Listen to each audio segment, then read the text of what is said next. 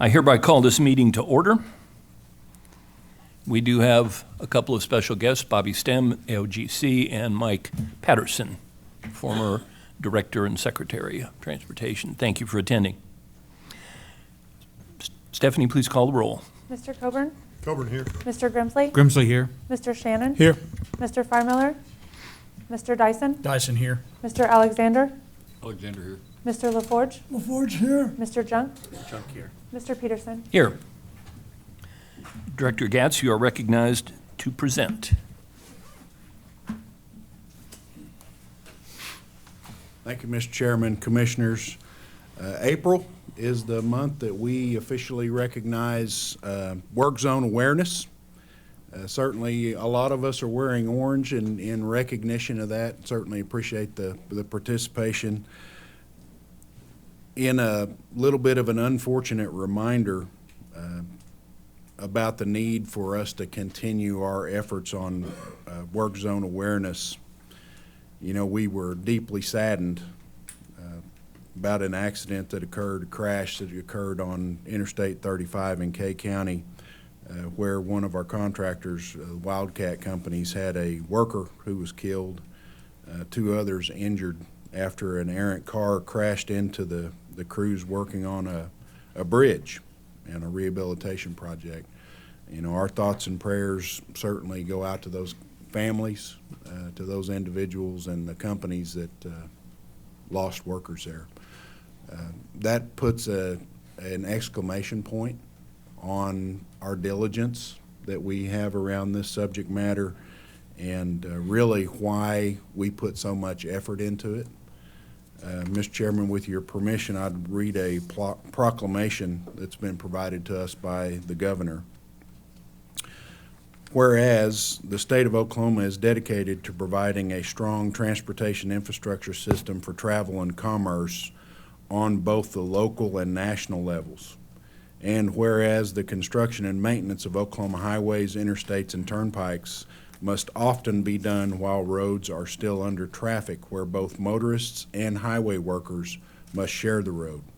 And whereas a work zone can be unexpected and temporary during emergency repairs or crashes, placing crews and responders in direct contact with traffic, and whereas in its history, 72 Oklahoma Department of Transportation and Oklahoma Turnpike Authority employees have been killed in the line of duty, more than any other state agency except the military. And whereas hundreds of collisions occur in work zones annually, and many of those fatalities and injuries were caused by inattentive driving, following too closely, and speeding in construction zones, tragically, motorists are far more likely to be injured or killed in work zones annually than highway workers. And whereas crashes in highway and turnpike work zones can have significant consequences, such as increased congestion, economic impacts for lost time and insurance costs, as well as life-changing impacts. And whereas by state law, the fines for speeding in work zones are doubled and texting while driving is banned, drivers are asked to remain vigilant behind the wheel and buckle up, as 50% of crashes potentially would have been less severe for its drivers if they were wearing a seatbelt. Whereas ODOT and OTA are highlighting work zone awareness during a month-long public safety initiative and the theme of Make It Home Safe, Make Oklahoma Safe. Now therefore, I, Governor Kevin J. Stitt, do hereby proclaim April 15th through 19th, 2024 as Oklahoma Work Zone Awareness Week in the state of Oklahoma. We have some events planned with our partners, including OTA, such as Work Zone Wednesday messaging on our overhead signage, the Oklahoma City Thunder Work Zone Safe Night, Oklahoma Bank in Tulsa, Skydance Bridge and the Crystal Bridge at the Myriad Gardens in Oklahoma City will glow orange, and a Student Safety Day in Altus teaching importance of work zones, among other events.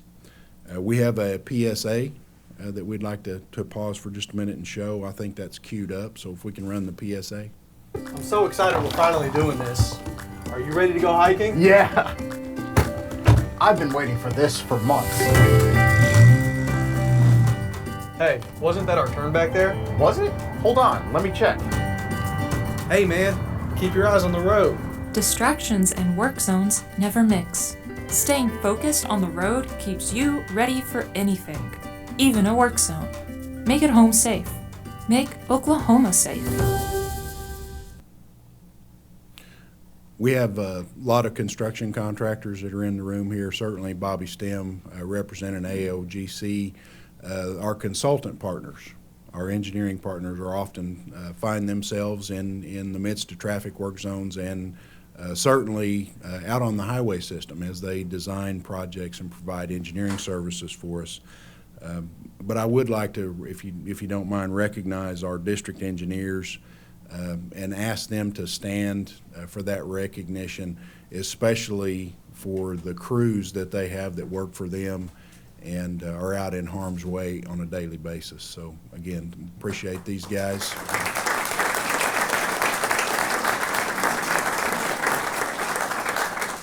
And the work that they do, and really ask for the traveling public's support as we work hard to end crashes in construction work zones. So thank you, Mr. Chairman.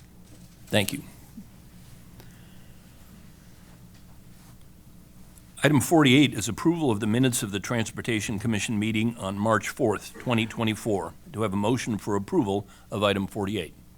LaForge, so moved. Thank you. And do I have a second? Second, Dyson. Thank you. Any discussion? Please cast your vote.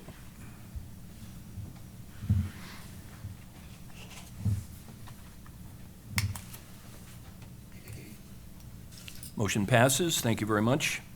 The consent docket contains item 49. If any commissioner would like to pull an individual item out for discussion, he may do so at this time. Otherwise, I'll hear a motion for approval of the consent docket. So moved. Thank you. That was Commissioner Shannon. And do I have a second? Second, Coburn. Thank you. And please cast your vote.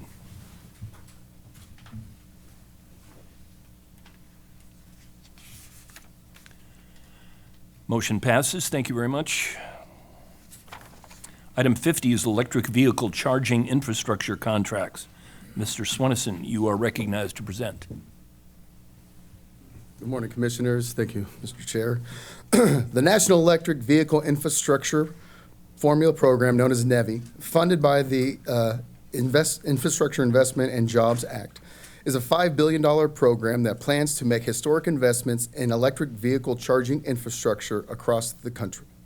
The goal of this program is to establish a network of 500,000 EV chargers by 2030 along federally designated alternative fuel corridors in the United States and ensure the convenient, reliable, affordable, and equitable charging experience for all users. Oklahoma is allocated $66 million in NEVI formula funding over 5 years to create an EV charging network across the state and build out Oklahoma's AFC corridors and allow the department to address additional priorities as the program evolves. AFCs will be built out and compliant when there are 4 separate 150 kilowatt chargers within 1 mile of the exit, at least every 50 miles along the corridor. These 13 awards, with the approval of the Commission, will complete the build-out of the interstate of I-35, I-40, and I-44. This is the first phase of the AFC corridor build-out. The state of Oklahoma issued a request for proposals to solicit bids for the construction, maintenance, and operation of EV charging infrastructure. This was a competitively bid based on qualifications and locations to build out the interstates.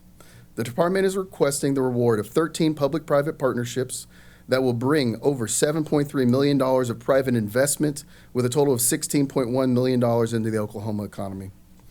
These 3 Ps cover the construction and 5 years of operation and maintenance.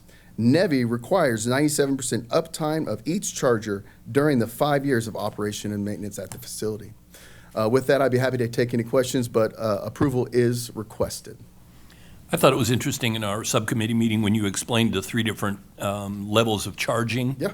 and it might be interesting for I would folks. love to talk about that. Thank you so much for that question. So 3 main levels of charging. Level 1 is going to be a trickle charge. It's basically a 110 out of your wall. It's going to take 24 to 48 hours to charge up your vehicle.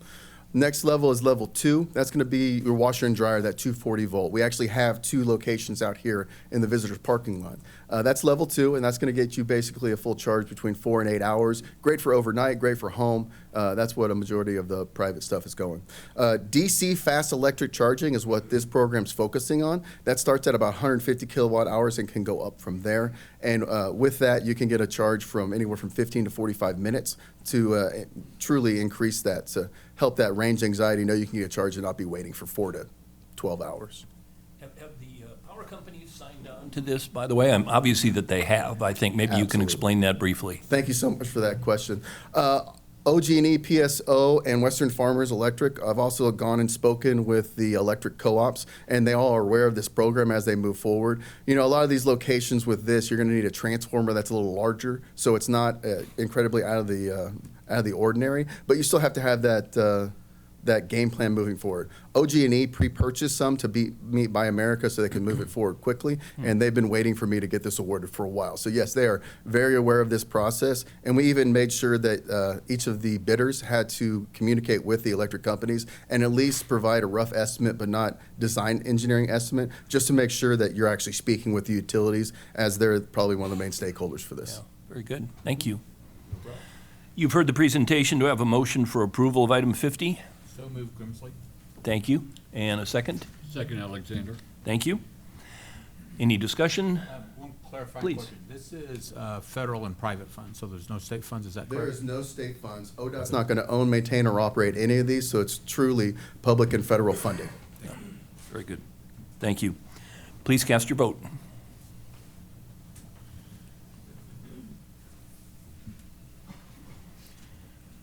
Motion carries. Thank you, Mr. Swinnison. Item 51 is engineering contracts. Mr. Tegler, you are recognized to present.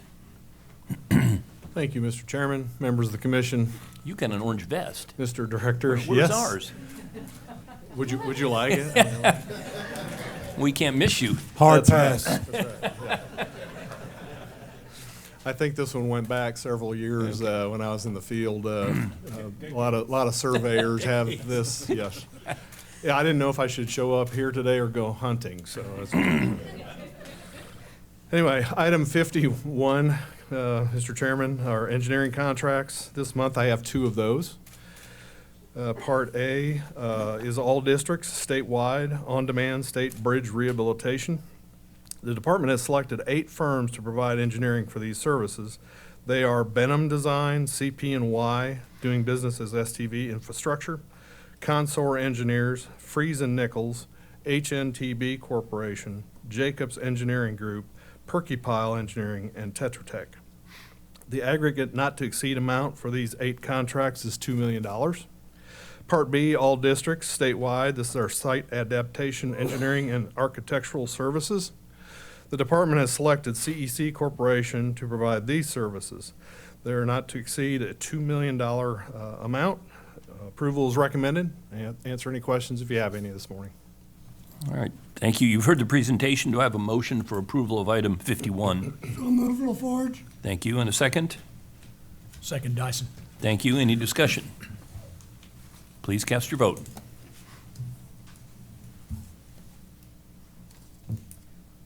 Thank you. Motion passes. Item 52 is engineering contract supplements. Mr. Tegler, you're recognized to continue. Thank you, Mr. Chairman. Item 52 are engineering supplements. I have 4 parts this month. I have 1 statewide and 3 project-specific, and of those 3 project-specific, these projects are all included in the current 8-year construction work plan. Part A, all districts statewide on-demand land surveying. The department previously selected 9 consulting firms to provide this service.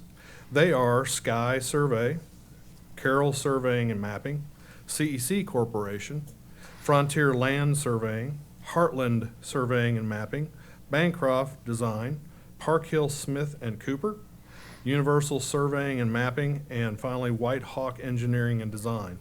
The total aggregate not to exceed increase for these contracts are $6,750,000. Part B in District 1, Cherokee County.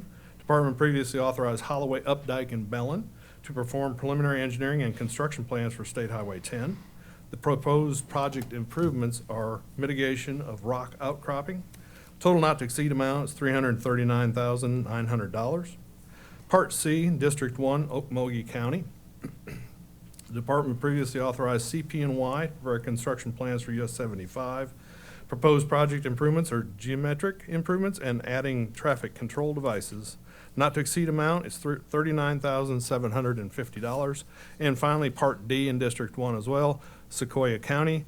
Department previously authorized Crafton, Tull, and Associates to perform preliminary engineering and construction plans for US 59. The proposed project improvements are replacing a bridge on existing alignment and geometric improvements. Total not to exceed amount is $15,200. Approval is recommended. Answer any questions if you have any this morning. Thank you. You've heard the presentation. Do I have a motion for approval of item 52? So moved. Commissioner Shannon, and a second? Second, LaForge. Forge, thank you very much. Any discussion? Please cast your vote.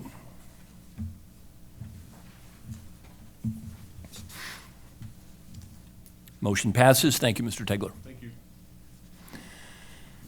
Item 53 is change orders with cumulative total of $75,000 or less. This is for information only. Mr. Leonard, you are recognized to present.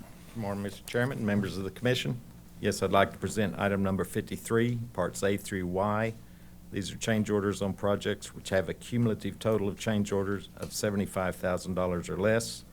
This item is presented for your information only and no action is necessary, but I'd certainly be glad to answer any questions. If there are no questions, Mr. Leonard, you're recognized to present item 54, which is change orders with a cumulative total greater than $75,000. Thank you, Mr. Chairman. Yes, item 54, parts A through U. These are change orders on projects which have a cumulative total of change orders greater than $75,000. Your approval is recommended, and I'd be glad to answer any questions. Thank you. You've heard the presentation. Do I have a motion for approval of item 54? Motion, Junk. Junk, thank you. And do I have a second? Second, Coburn. Coburn, thank you. Any discussion? Please cast your votes.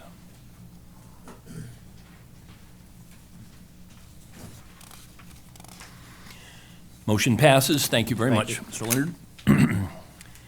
Item 55 is reinstatement of a commission pre-qualification rule. This is for information only. Mr. Davis, you are recognized to present. Thank you, Mr. Chairman. Yes, item 55 is information only. It pertains to the reinstatement of commission pre-qualification rules. At the July 2023 Transportation Commission meeting, the commission, pursuant to Agenda Item 109, voted to suspend pre-qualification Rule 730, 25-3-1, subsection O, for a period of 6 months, with the intention that the rule would be reinstated after the 6-month period. At the January 2024 Commission meeting, pursuant to Agenda Item 11, the Commission, upon recommendation by ODOT staff, voted to extend the suspension for an additional 2 months. This item today is simply to inform the Commission that the aforementioned pre-qualification rule has been reinstated by operation of the Commission's January 2024 vote. I'd be happy to answer any questions. Any questions from the commissioners? All right. Thank you, Mr. Davis. Thank you. Item 56 is proposed bid openings. Ms. Bryant, you are recognized to present. Good morning, Mr. Chairman and Commissioners. Item 56, proposed bid openings, consist of the final May 2024, tentative June 2024, and tentative July 2024 bid openings. The department recommends approval. You've heard the presentation. Do I have a motion for approval of item 56? Motion, Dyson. Thank you. And a second? Second, Junk. Thank you. Any discussion? Please cast your vote.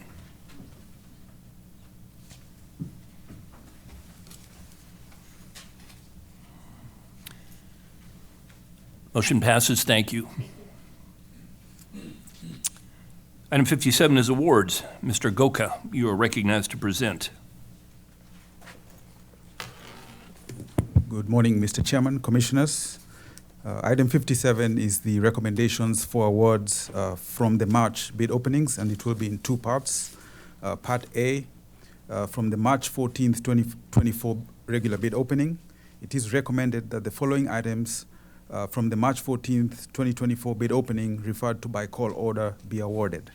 Call order 500, 505, 510, 515, 520, 525, 530, 535, 540, 545, 550, 555, 557, 560, 565, 575, and 580.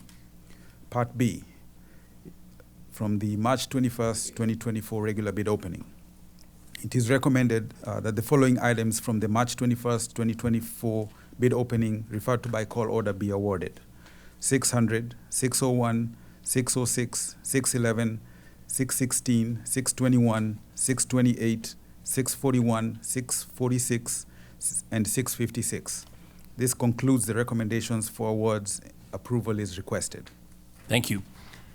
You've heard the presentation. Do I have a motion for approval of item 57? So moved, Grimsby. Thank you. And a second? Second, Coburn. Thank you. Any discussion? Please cast your vote.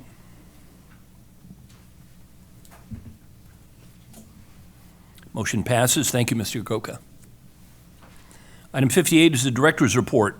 This is for information only. Director Gatz, you are recognized to present. Thank you, Mr. Chairman. Want to certainly acknowledge the events that occurred around the Francis Scott Key Bridge in Baltimore. Our hearts, thoughts, and prayers go out to all that were affected by that tragic occurrence. And I think it's fair to say that, you know, in the early morning hours when I start getting emails on a pretty frequent basis, and it's never a good thing. And as I started to really wrap my mind around what had went on there in that tragic accident, it caused me to certainly reflect back to 2002 with when the I-40 bridge over the Arkansas River was knocked down by a barge. And living through that tragic event certainly had an effect on me as an individual, as certainly an employee of the Department of Transportation. And to turn on the television and watch some of the media coverage and see what was really a shocking video of the bridge in Baltimore going down, and have that followed up with a still photo, aerial photograph of our own I-40 bridge with a couple of bridge sections sticking out of a barge, certainly put that in perspective for me. We started to get a few questions about Oklahoma's bridge infrastructure, and as this commission is familiar with, we are still laser focused on making sure that our bridge infrastructure is in good a condition, as good a shape as it can be in. And it is. If you look back to 2002, we had well over 1,000 structurally deficient bridges across the state of Oklahoma on our highway system. We've made significant progress since then, to the tune that today we're going to have somewhere less than 50 in a dynamic number. With navigation bridges specifically that are over the McClellan-Kerr Arkansas River navigation system, after the I-40 bridge impact, we assessed that system with a risk assessment and made some improvements. We put pier protection in the water around many of our locations, made sure that we had a clear understanding of what the risk of those bridges being hit was, and we continue to monitor those conditions until today. And for good reason, because just on Saturday, we had one of those bridges impacted by a barge tow and a tug. And that was the US 59 bridge at the Kerr Reservoir. And Mr. Chairman, with your permission, I'd like to call our Bridge Division engineer over design and engineering of our structures to the podium and let him describe a little bit what that impact looked like, what the result was, and talk a little bit about that bridge in particular. Please, we'd appreciate that. Justin Hernandez.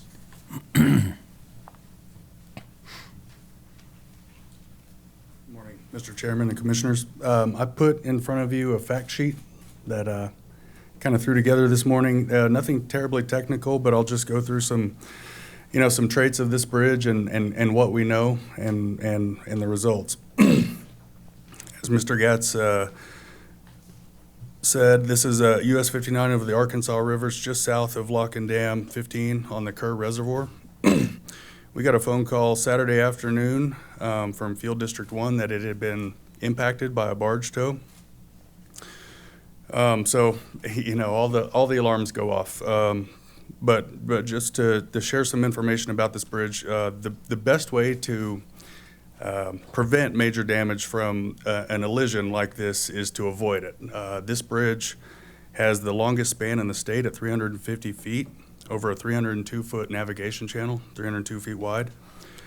It was designed with the 2000 AASHTO LRFD bridge design specifications for vessel collision incorporated into it. So the risk assessment study that Mr. Gatz mentioned in 2005 concluded that this bridge satisfies AASHTO design criteria and concluded that no additional protection is warranted for this bridge. So just to go, and in your packet I've got some photos. You can look at photos of the bridge. Some of the things that are incorporated into the design is a 3-column arrangement, so it's got redundant load paths from the superstructure down to bedrock. It's got a heavy web wall to distribute load between all the columns. If one column gets hit, that load's going to be distributed.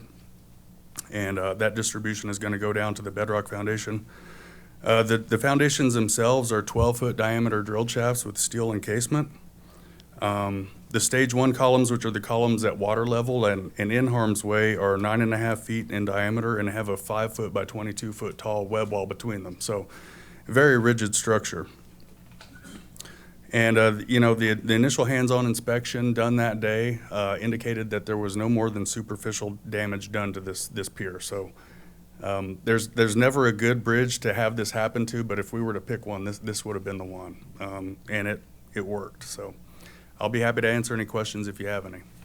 And it's a 22-year-old bridge, so congratulations. Yeah, it's of modern design. So it's all the bridges that we're designing on the MCARN system to this day are kind of following the process that this one went through, and will be able to protect themselves to some degree within reasonable probability. Understand. Very good.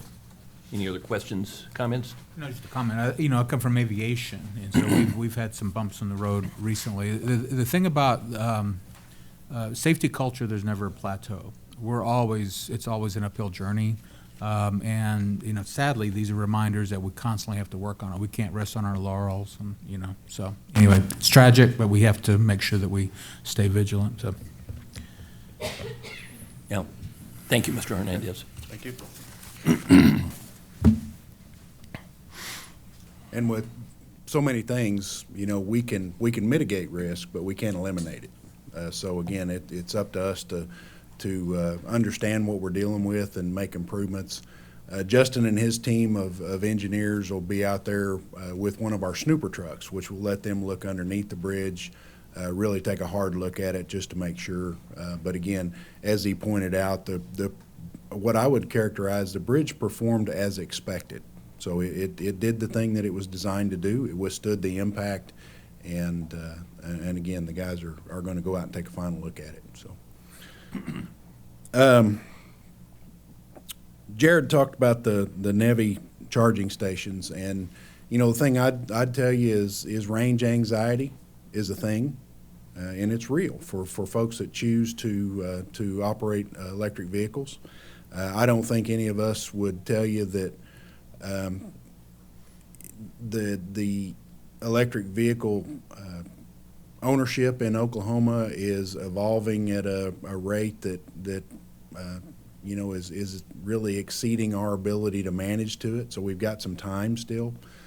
But at the same time, I'd tell you that this is desperately needed infrastructure. There is no better way for us to implement a program like this than to engage the private sector. It's going to take the retail outlets to be a part of this rather than government trying to solve this problem, because what we're really after is long-term performance and long-term commitments. And again, Jared, I want to commend him and his team for the program that they put together, because again, I think it's going to be a model for the nation, and they've done a really good job of generating interest. This is just the first part of it. We'll have more to come around the electric vehicle infrastructure program, but I appreciate your consideration and approval of that this morning. I want to talk for a minute about April 8th. That number is significant because of a solar eclipse that we're going to experience. We've got a little bit of a press conference that's scheduled for tomorrow where we will go over this in more detail. But we want to put out a little bit of a reminder again, just in advance, because highway travel, we expect, is going to be significantly impacted, both along the path of this total eclipse, but also in areas surrounding it. We have been diligently coordinating with local, state, and federal officials for more than a year to plan this event. And, you know, from our part, we're going to pause non-emergency maintenance activities, and we're going to limit construction closures out on the highway system. But we've gone to some measures that I would consider to be a little bit extraordinary. We're going to deploy some additional portable message signs in the area to communicate with the traveling public. We also are providing some live traffic cameras and still cameras that are going to be accessible via the Drive Oklahoma app and via our website. And we're really using the opportunity to test some additional traffic monitoring technologies in the region. The thing I want to remind everybody about is don't go into these areas without anticipating what traffic conditions are going to be like. We have learned and communicated with other states that have experienced these total eclipse events in recent history, and it definitely will clog up the highway system and the network. Southeastern Oklahoma, where we have many miles of rural two-lane highways that don't have shoulders on them, could be uniquely affected. And you know, I have a little bit of concern because as we sit and talk here and we recommend things like the Drive Oklahoma app, Drive OK, but at the same time we recognize that cellular service may be a challenge in the region because of the magnitude of individuals that are going to go into not just Oklahoma, but into Texas and Arkansas. So we want the traveling public to be aware that as folks trickle into the area over the next few days and the next week, they're very likely, if other states' experiences are an example for us, to try to leave at the same time. And when everybody tries to leave at the same time, again, the impact on the highway system is going to be significant. We expect travel delays, and what travel delays should translate to is be prepared. Make sure your gas tank is full. Because again, if you're on a rural two-lane highway and you run out of gas in a line of traffic, you know, that's not going to present a very good condition, because if you think about it, and Commissioner Shannon and I talked a little bit in the subcommittee meeting about some of the impacts, the ability to get first responders or even just service vehicles to vehicles on those conditions is going to be challenging at best, and certainly going to result in some additional delay.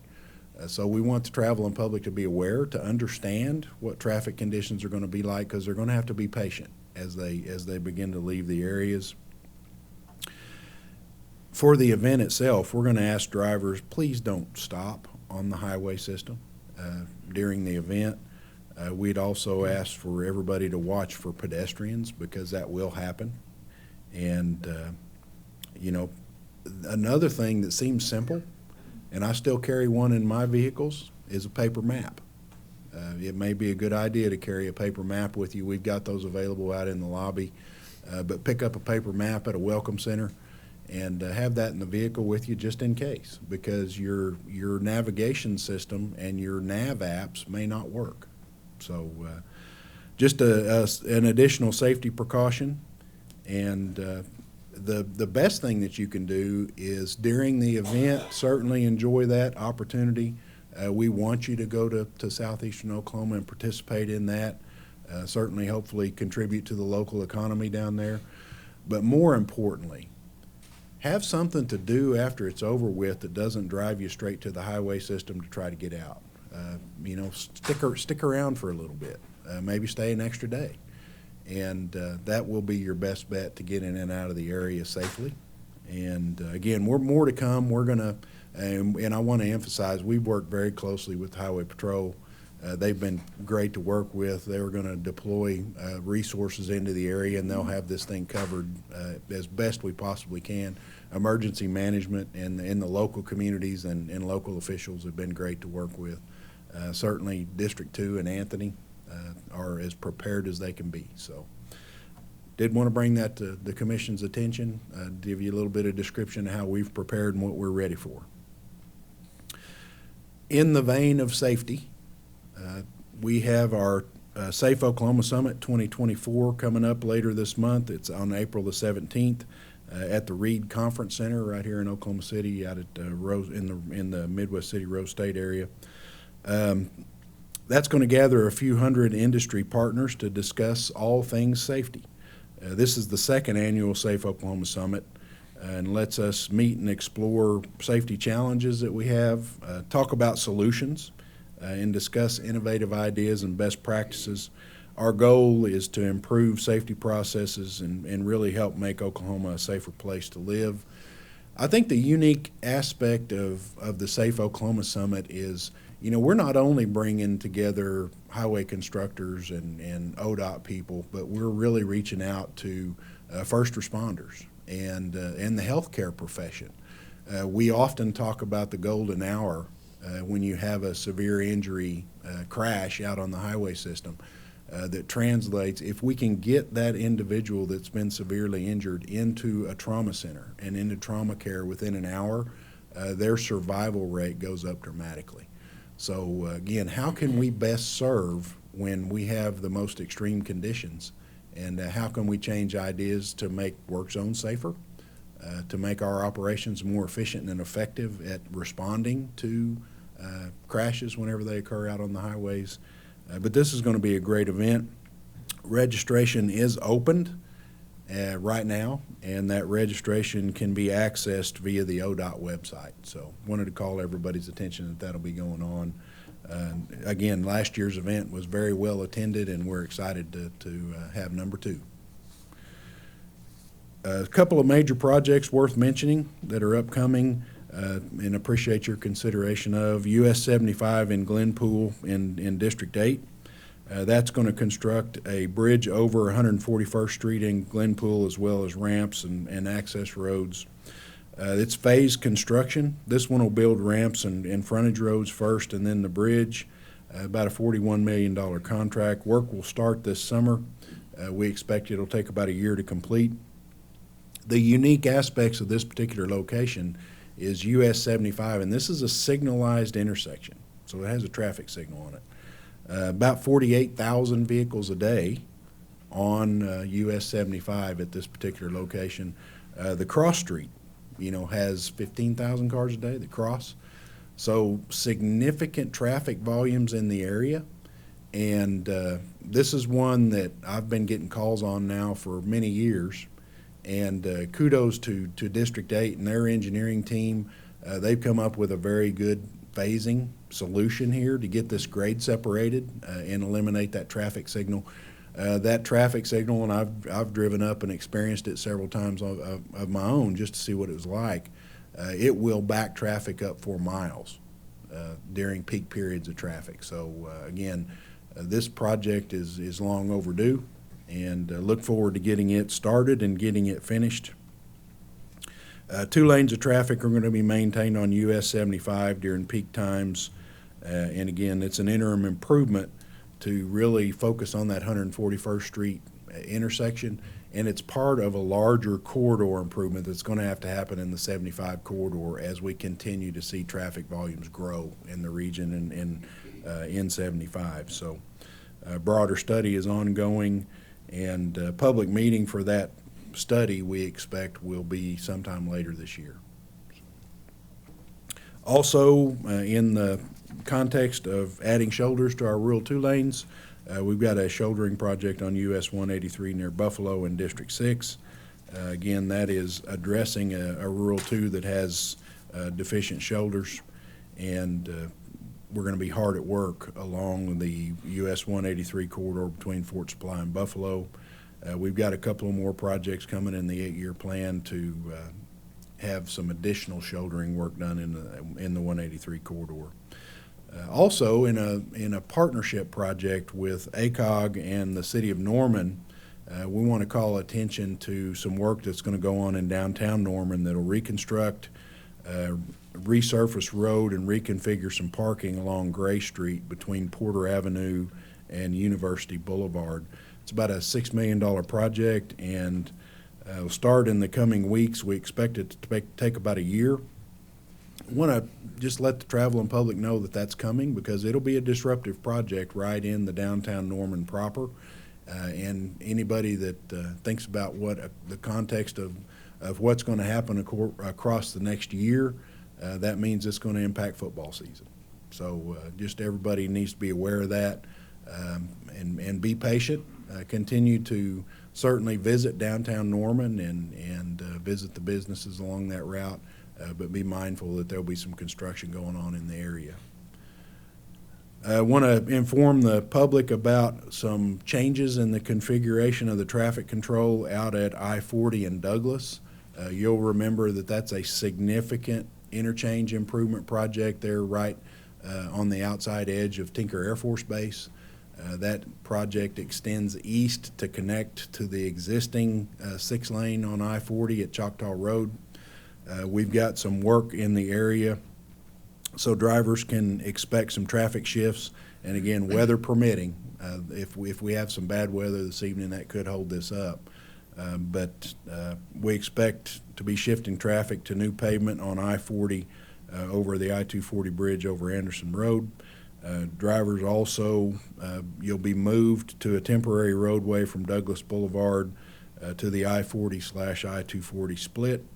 This is going to allow us to rebuild westbound I-40 with the minimal disruption to traffic.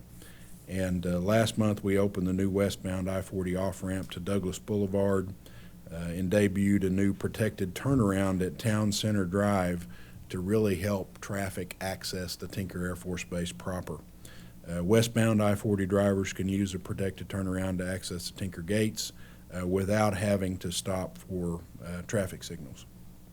So, major construction zone, certainly that's one that the contractor's doing a great job of managing traffic under some pretty extreme conditions, because again, I-40 there is a primary route into Oklahoma City and certainly to Tinker Air Force Base. Also want to make the public aware of a project out here on Interstate 235, just north of I-40, right in the middle of what we call the Dallas Junction. And that project is a joint rehabilitation project to address some bridges just immediately north of I-40.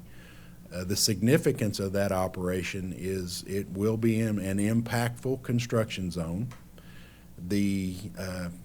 What you're doing is blending I-35 traffic with I-40 eastbound and westbound that wants to come north on 235 and then exit going the other direction at the end of the day. Peak period traffic flows are really challenging in the area because of all the merging activities that are going on there. So this is going to be a tough construction zone. We recognize that, but these bridge joints, we can't wait any longer. They need to be replaced and addressed now. They're not structural in nature other than the fact that they begin to cause maintenance problems over time and wear out. Certainly we've responded to problems with the joint areas over the last few years. And so it's time to replace them. That's just routine, regular maintenance. Going to start in late April, and we have used every option in the contract to try to accelerate the construction and reduce that time. The contract time, and it was bid as time plus value, so the contractor actually bid days, 75 days, and we have an early completion incentive attached and associated with this project of 15 days at $20,000 per day. We hope the contractor earns every penny of that incentive. So again, but we do want the traveling public to be aware because that particular location will be a very difficult construction work zone to navigate. Best advice I can give everybody is avoid it. If you can't avoid it, slow down, be patient, and be alert, be diligent. With that, Mr. Chairman, I would remind everybody to buckle your seatbelts as we work our way into prime travel season this summer. And always think about that first. That's the one way that you can help yourself in case you are in a crash. And I would stand for any questions that the commission might have of me. Thank you. Any questions, comments? I had one comment. I just want to Please. put a punctuation on what you stated about the two-lane roads for the Eclipse. There are many stretches where not only is it no shoulder, but there's no way to pull off the side of the road.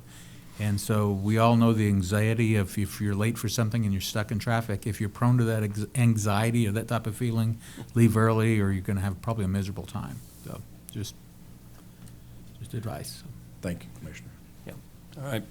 Thank you, Director Getz. If commissioners have no other comments, then I'd hear a motion for item 59, which is adjournment. So moved. Thank you, Commissioner Shannon. And do I have a second? Second, Dyson. Second, Commissioner Dyson. Please cast your vote.